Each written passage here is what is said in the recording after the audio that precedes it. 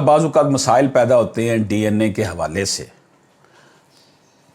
یہ ایک ججمنٹ ہے P L D 2015 Lahore 500. D N A فریقین کی رضامندی سے ہو سکتا ہے. والد کی طرف سے بچے کا ڈی این اے کروانے کی اجازت نہیں دی گئی. بچے کا مستقبل داغدار نہیں کیا جا سکتا، اس لیے ڈی این اے کی اجازت نہیں دی گئی. یہ پی ایل ڈی 2015 لاہور 500.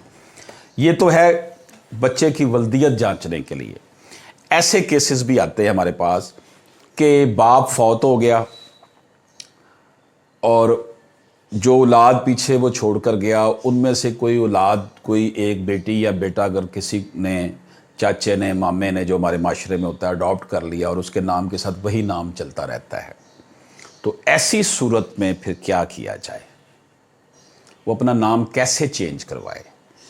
کیونکہ اس کے نام کے ساتھ تو اس کا وہی چچا یا ماموں جس نے یا اس کے کسی عزیز نے جس نے بھی اڈاپٹ کیا تھا اس کا نام چل رہا ہوتا ہے، اور جو باقی اس کے اصل بہن بھائی ہیں، جو اس کے باپ کی اولاد ہے، وہ اب پراپرٹی کے چکر میں اس کو اپنا بہن بھائی تسلیم ہی نہیں کرتے.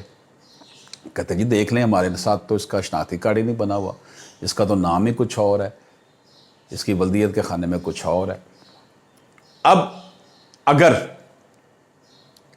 وہ جنہوں نے اڈاپٹ کیا تھا وہ بھی فوت ہو گئے ہیں، جو اصل باپ تھا وہ بھی فوت ہو گیا ہے، تو اس کو صرف اس لیے تسلیم نہیں کیا جا رہا ہوتا کہ تمہیں پراپرٹی نہ لے جاؤ. اس میں پھر اس نے یہ ثابت کرنا ہے کہ جناب میں تو انہی کی بہن ہوں یا انہی کا بھائی ہوں، بے شک اس میں ڈی این اے میرا کروا لیں. اب وہ ڈی این اے سے اگر بھاگیں گے تو پتہ چلے گا کہ وہ واقعی جھوٹے ہیں. اجازت دیجیے، اللہ حافظ.